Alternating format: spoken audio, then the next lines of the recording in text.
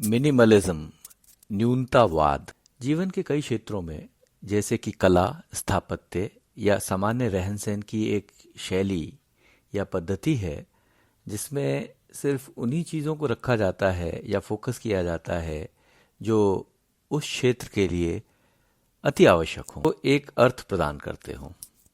फालतू के व्यवधान को हटाते जाना, जब तक केवल मूल तत्व यानी कि कोर ही बचे।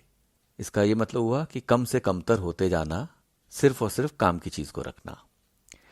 क्लिंट ईस्टवुड जैसी भव्य उपस्थिति के लिए मिनिमल शब्द का उपयोग थोड़ा अजीब है।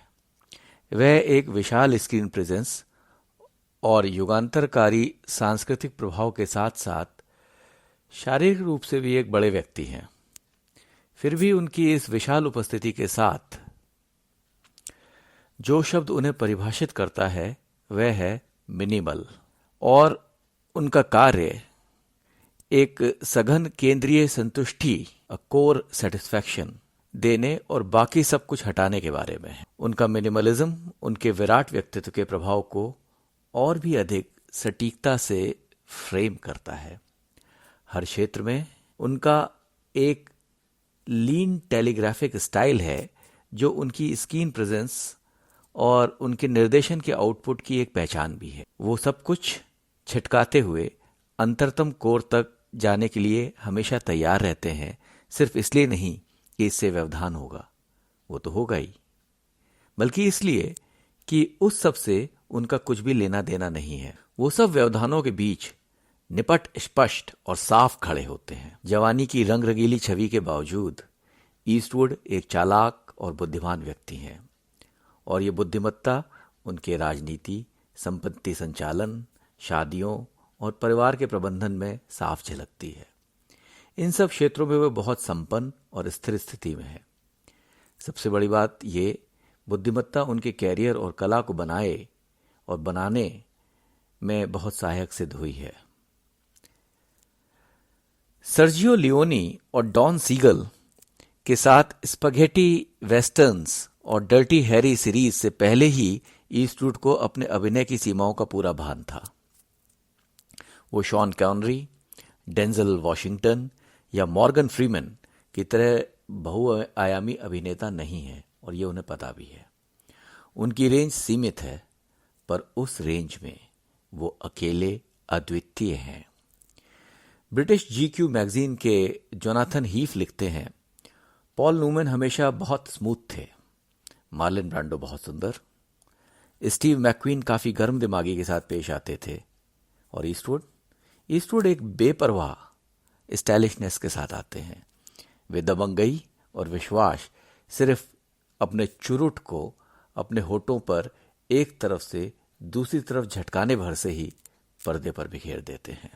पर्दे पर भी उनका व्यक्तित्व एक ऐसे व्यक्ति का है जिसके व्यवहार में एक इकोनॉमी ऑफ जेस्चर्स है। उसे अपने को दिए हुए समय या रिसोर्सेज को इस्तेमाल करने की कोई जल्दी नहीं है, पर वो बहुत फोकस्ड है।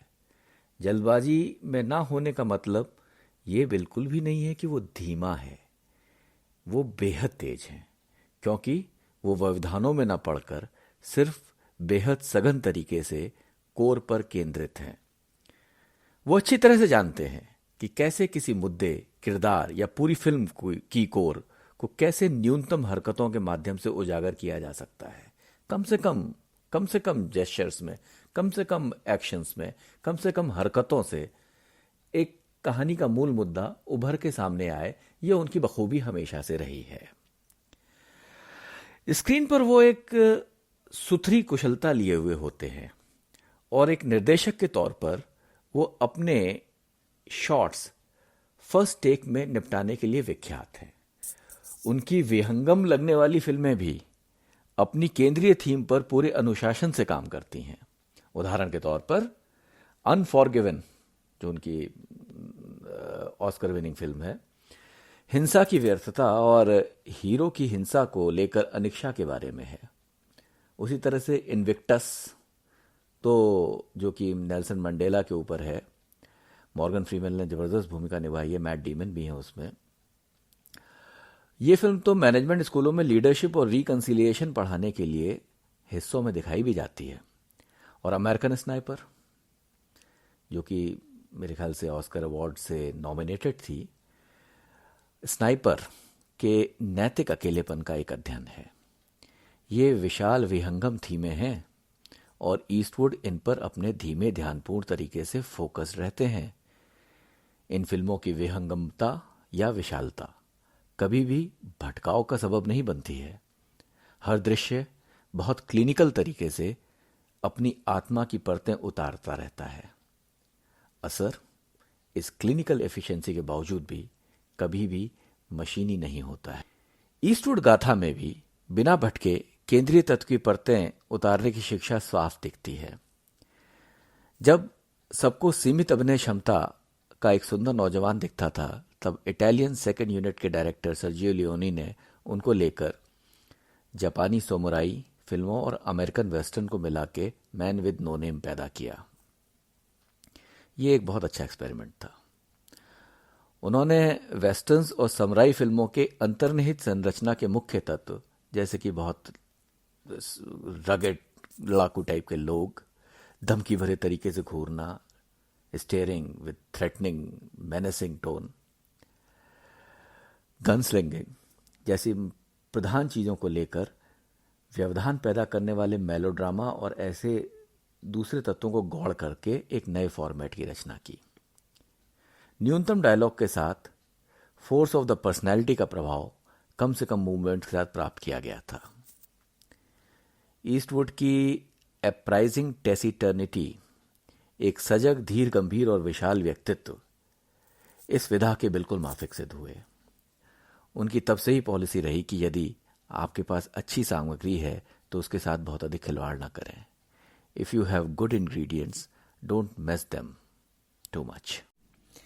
इटालियन स्टिंट के बाद क्लिंट ईस्टवुड एक स्टार तो बनी गए थे, पर डर्टी हैरी सीरीज ने उन्हें एक आइकॉन बना दिया।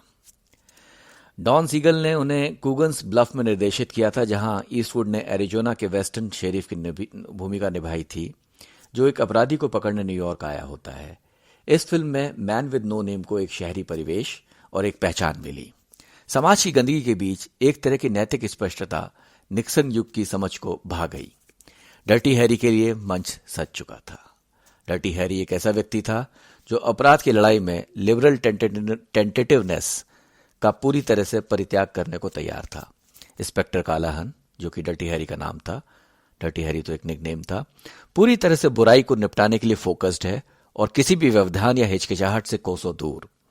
उसकी पंक्ति, you have got to ask yourself one question, do I feel lucky, well do ya punk. अब उनकी तरह तो मैं नहीं बोल सकता हूं। सिनेमा के इतिहास की आइकॉनिक पंक्तियों में से एक है। प्रभावशाली आलोचकों में हिंसा के महिमा मंडन पर असहजता थी, लेकिन ईस्टवुड को राइचुअस हिंसा के वाहन के रूप में दर्शकों ने पसंद किया था। न्यूयॉर्कर में डेविड डेनबी के सटीक और सुंदर आकलन को तो मैं अंग्रेजी में रखना चाहूंगा। That moment an insolent piece of pop cruelty put Eastwood at not so young age of 41 over the top. An actor may work for years without becoming a star, as Joan Wayne and Humphrey Bogart did throughout the 1930s. Then suddenly, looks, temperament, and role all come together, as they did for Wayne in Stagecoach 1939 and for Bogart in Maltese Falcon 1941. And the public sees the actor, sees what it desires. He becomes not only a star but a myth, as Gary Willis defined in 1997 book John Wayne's America, something that was true for the people who needed it to be true. What the public needed from Eastwood by the time of Dirty Harry was both physical and in a convoluted way moral. Bharat में भी उसी समय एक असहज, लंबा, साधारण पर बांध लेने वाले चेहरे मोहरे का एक एक्टर भी हर तरह के रोल पर अपना भाग्य आजमा रहा था। पर जंजीर फिल्म में मूड, लुक और टेम्परामेंट सबका संगम हुआ और लोग जो एंग्री यंग मैन को असली होते देखना चाहते थे, और वही हुआ। अमिताभ ने भी एक युग की आकांक्षाओं, अपेक्षाओं, भयों और विकृतियों को बड़े लंबे समय तक जिया। खैर, बैक टू ईस्टवुड। शारीरिक डील डॉल के दृष्टिकोण से ईस्टवुड एक पूरे युग की आकांक्षाओं के एक माकूल वाहन थे। 1930 में पैदा हुए ईस्टवुड 6 फुट 3-4 इंच लंबे और दुनिया के सबसे फिट 80 और फिर 90 साल के नौजवान हैं। अपने समय पर उनके चलने में एक animal grace, a big cat tension था जो अभी भी झलकता है। कुशल रिसोर्स मैनेजर के तौर पर ईस्टवुड इन सब खूबियों को पर्दे पर छाप छोड़ने के लिए बड़ी सफाई से लगा देते थे। उनकी दमदार उपस्थिति में संसार की एक थकी हुई पर गहरी समझ थी और इटालियन दौर के बाद तो एक मजबूत नैतिक केंद्र भी, एक मॉरल कैंपस भी, एक मॉरल सेंटर भी। पिछली शताब्दी के एक बहुत बड़े हिस्से में वो अमेरिकन मर्दानगी और इसके इंडिविजुअलिज्म के सबसे बड़े प्रतीक बने रहे।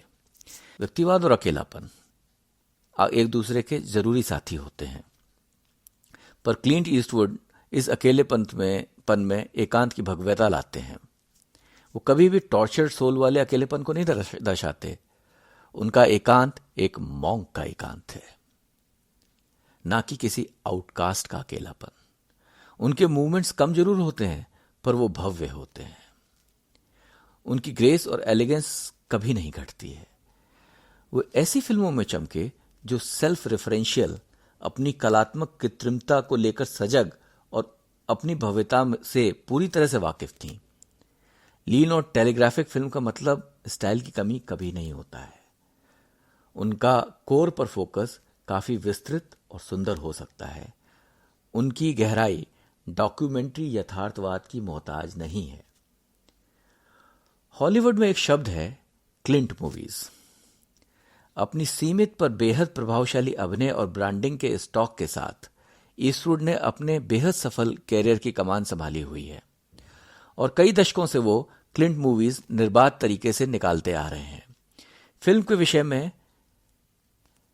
उनका विषय के साथ एक धीमा लंबा समय बिताने का स्टाइल और उसके बाद उनका फिल्म निर्माण प्रायः बेहद तेज, कुशल और बिना तामझाम के साथ होता है। उनकी कई फिल्में निर्धारित समय से पहले और बजट के भीतर समाप्त होने के लिए विख्यात हैं।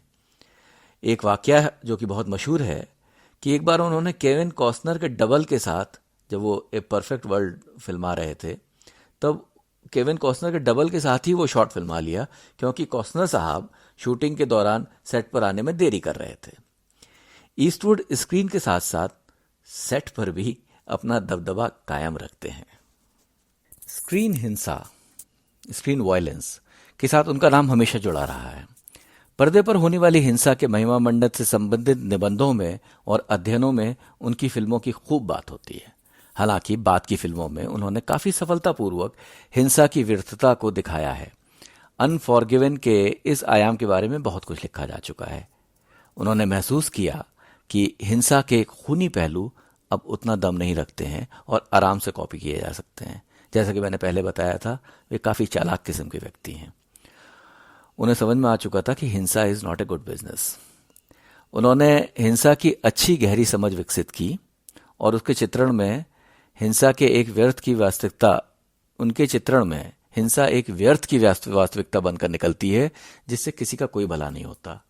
अगर हम ग्रैंड टोरिनो या अनफॉरगिवन देखें तो ये दोनों उसके बड़े एग्जाम्पल के रूप में हमें समझ में आएंगे। राजनीतिक रूप से पॉलिटिकली वो अमेरिकी रिपब्लिक पार्टी के सदस्य और कंजर्वेटिव विचारधारा के समर्थक हैं। वो कैलिफोर्निया के कार्मेल के मेयर भी रहे। इनकी फिल्मों की राजनीति की अक्सर आलोचना होती है। डर्टी हैरी में लोगों ने फांसीवाद की झलक देखी। 1913 के रिपब्लिकन कन्वेंशन में खाली कुर्सी से उनका संवाद विचारधारा के आधार पर प्रलाप या क्लासिक कहा गया है।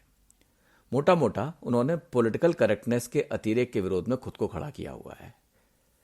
न्यूयॉर्कर के ही रिचर्ड ब्रॉडी बिल्कुल सही कहते हैं, with films ripped from headlines recent और past such as J Edgar, heartbreak ridge, flags of our father, Invictus and American sniper, Clint Eastwood has long been a conspicuously political filmmaker, the crucial American political filmmaker after John Ford and before Spike Lee. But what makes a filmmaker political isn't the choice of political subjects. What makes a filmmaker political isn't the choice of political subject, but rather the fullness of political thought, which extends to subjects that at first glance don't seem political at all. एक फिल्मकार को उसके विषय राजनीतिक नहीं बनाते जितना कि उसकी विचारधारा की पूर्णता, जिसको वो ऐसे विषयों पर लगा सकता है जो ऊपर से राजनीतिक नहीं लगते। ऐसा रिचर्ड ब्रॉडी बोल रहे हैं। क्लिंट ईस्टवुड ने डोनाल्ड ट्रंप के नस्लवादी टिप्पणियों का भी समर्थन किया हुआ है और पॉलिटिकल करेक्टनेस पर अधिक जोर देने के लिए वर्तमान पीढ़ी को पूसी जनरेशन भी कहा है। इसी तरह से उनकी फिल्मों में महिलाओं की भूमिका, बल्कि उनकी तुच्छता एक आलोचना का बिंदु रही है। पर 90 के दशक से, काफी सीनियर हो चुके थे 90 के दशक तक, उनके बारे में ऐसा नहीं कहा जा सकता। लाइन ऑफ फायर से उनके द्वारा महिलाओं के संवेदनशील चित्रण की शुरुआत मानी जा सकती है, जहां वो जेंडर स्टीरियोटाइप का मजाक उनका कैरिकेचर बनाकर करते हैं। उनके ग्रैंड तेरिनो और मिलियन डॉलर बेबी जेंडर और नस्लीय संबंधों में उनकी संवेदनशील पकड़ के पुख्ता सबूत हैं। ऐसा लगता है कि वे इस मामले में बहुत बारीक व्याख्याओं में फंसने से नफरत करते हैं और 30-40 यहां तक कि 50 के दशक अपने युवा और कम उलझे हुए पुराने दिनों को बरकरार रखना चाहते हैं। वे संवेदनशील तो हैं, पर हैं तो पुराने समय के ही। वे बॉलीवुड के शायद सबसे महान अभिनेता निर्देशक रहे हैं। केवल वुडी एलन ही उनके थोड़ा करीब आते हैं और मेल गिब्सन का भी निर्देशक के रूप में एक विशिष्ट कैरियर है।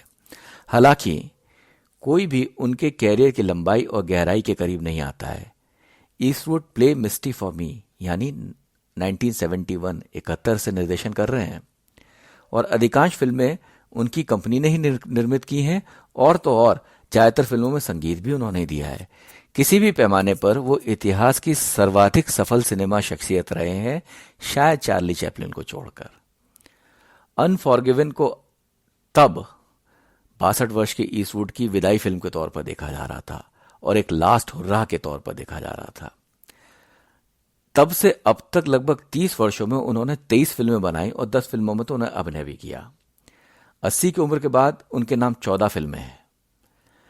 अनफॉरगिवन और उसके बाद की फिल्मों ने आलोचकों का दिल और पुरस्कार दोनों प्रचुर मात्रा में जीते। उनका निर्देशक के रूप में बॉडी ऑफ वर्क जैसे Unforgiven, Invictus, Gran Torino, hereafter, Mystic River, changeling, American sniper, letter from Iwo Jima और सली उनको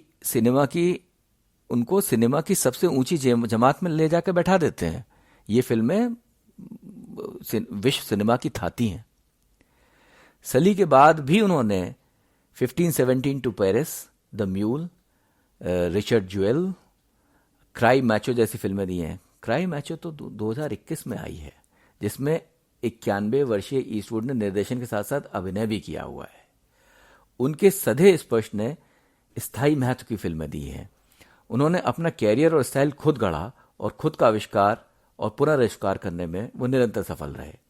एक सीधी और कसी हुई किस्सा गोई की अपनी शैली के साथ उन्होंने ईस्टवुड मिस्टिक स्टारडम को एक बोझ कभी नहीं बनने दिया, लेकिन उन्होंने उसको अपने माध्यम की सेवा में, उसके निरंतर विस्तार में अपने स्टार व्यक्तित्व और उसकी शक्तियों का भरपूर इस्तेमाल किया।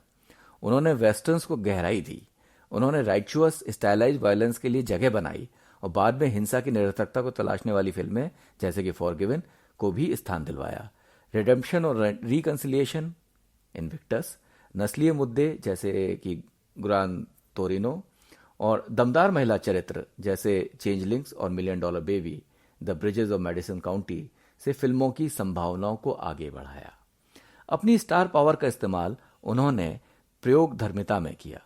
सबसे बड़ी बात कि उम्र ने उनकी फिल्मों के कसाव को बिल्कुल भी कम नहीं किया। देवानंद साहब वाला स्वांता सुखाए फिल्मों वाला दौर उनका अभी नहीं आया है। उनकी सभी फिल्में, विशेष रूप से बाद की फिल्में, सिनेमा की कहानी को आगे ले जाती हैं, लेकिन वे मुख्यतः रूप से क्लिंट मूवीज बनी रहती हैं। Lean, minimal and spare thing of unbounded beauty. Thank you very much.